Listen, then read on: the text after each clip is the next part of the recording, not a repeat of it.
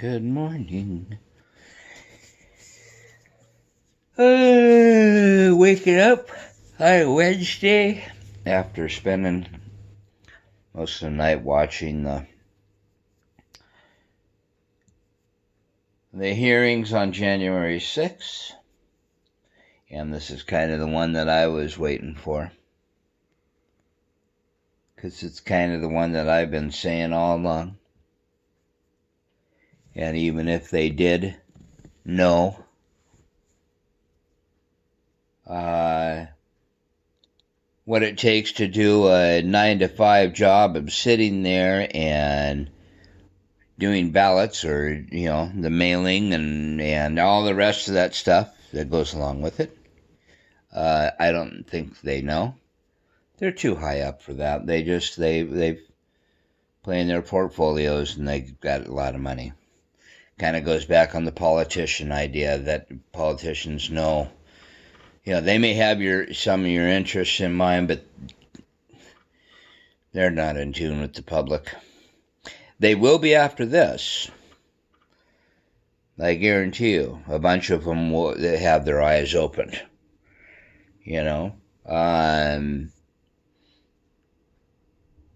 The idea of draining the swamp, well, the swamp is being drained and you're watching it.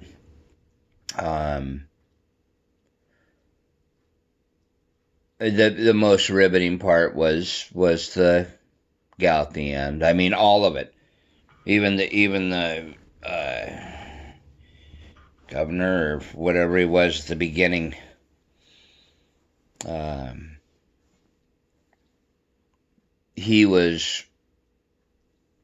He was incredible, only because he's got his faith so strong and solid in him that he stood against Goliath.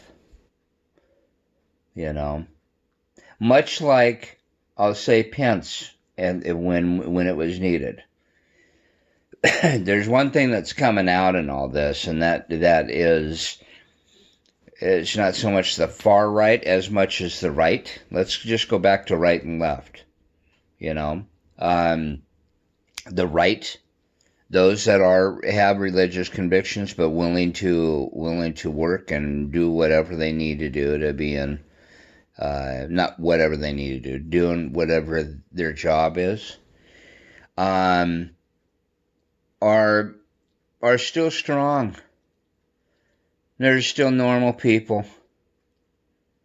They are still, they're standing up against ones that claim to be of God, claim to be of faith, claim to be of I'll say it, Republican, and trying to corrupt the system, i.e. what happened, and this showed it yesterday.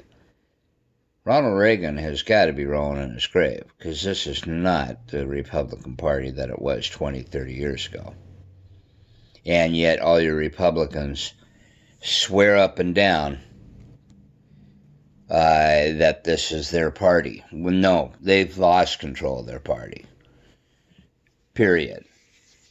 There is one way of getting it back, and that's to humble thyself, admit thy faults, and stand for what's right. Don't stand for what's fucking orange. Don't stand for, Trump, because that's not right. And if you want to go to that next level, look at the gal at the very end of the thing. The ballot worker. Not to even talk about what her mom's been through, but the ballot worker. For Giuliani and for Trump and them, first of all, I'm going to throw Trump in there, in this mix, because if the guy is so smart, why would he be listening to Giuliani? And then keep on running with it. They both have to be complete, utter idiots to think that everyone's going to buy into their bullshit. Okay? And when Giuliani starts talking about the suitcases and this and that, he has not a clue what the procedures are in a balloting. He does. He can't. And which is surprising after being governor or mayor or whatever the fuck he was of New York for so long. I'm sorry, it's in the first thing in the morning and I'm just waking up. So titles and all that are right now out the door, and it really doesn't matter. You know, it's like what Liz Cheney said. Hey, drop all politics aside and just listen, and you'll find, you'll find the truth here. Yeah, he's an idiot, and he called shots to try to twist things. He is known for trying to twist things. Trump is known for being old school and running shit like a mob. Why? Because then his hands are clean. His fingerprints aren't on anything. Documents and all that seem to be like in the thousands because they're scattered all over on Post-it notes or whatever. What does get him in trouble is his mouth. And it got him in trouble. I kind of went on a long rant on this one.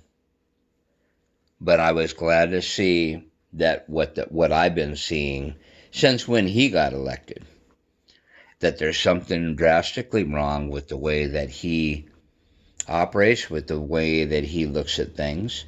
And when he cried like a baby and wouldn't do things graciously at the end, he took it upon himself to railroad people that don't really mean anything to him. Because they don't. They're not even on his radar. He saw a name, saw a picture, and went with it, and found and just went out there, not thinking of the repercussions. I feel so sorry for that worker, and she said it point blank. I loved my job. Now I don't. Now I don't go outside. The mother, 79 years old, same thing. She was a hard-working person. What they need to do is sue the living shit out of him. You talk defamation of character, that's it right there, in a nutshell. And don't walk out with anything less than $10 million. You know, it amazes me how many people still believe that he is the savior that they all think he is.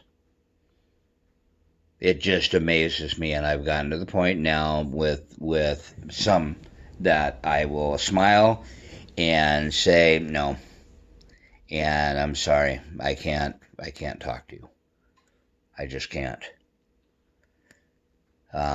I will avoid you much like I would avoid some guy really screaming on the side of the road like he's on heroin, okay? Because there's obviously something wrong there that you're not willing to humble yourself and realize you need help. I'll say it that way. Okay. There's my rant. For what it's worth, I wish you nothing but love. Happy Wednesday.